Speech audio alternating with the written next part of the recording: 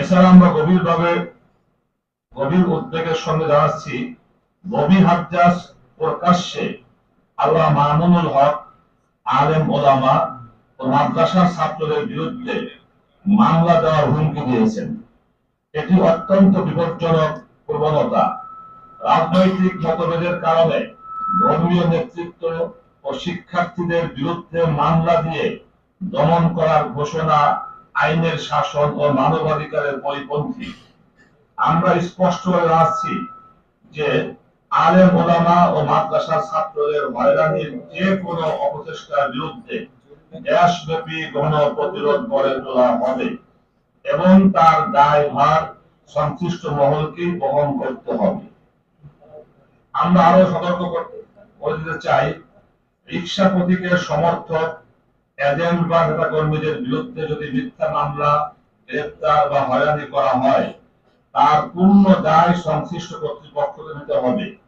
চোখের সামনে ফলাফল বিকৃত হওয়ার অভিযোগ থাকা সত্ত্বেও আমরা তাৎক্ষণিক কঠোর কর্মসূচিতে যাইনি, কারণ আমরা অস্থিতিশীলতা চাইনি। কিন্তু আমাদের দায়িত্বশীলতাকে দুর্বলতা মনে করলে তা হবে মারাত্মক ভুল।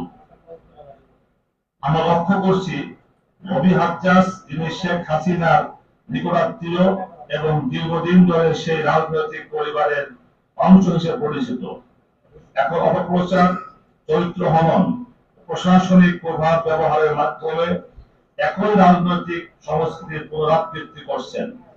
অতীতের দমন পীড়নের রাজনীতি এদেশের মানুষ প্রত্যাখ্যান করেছে।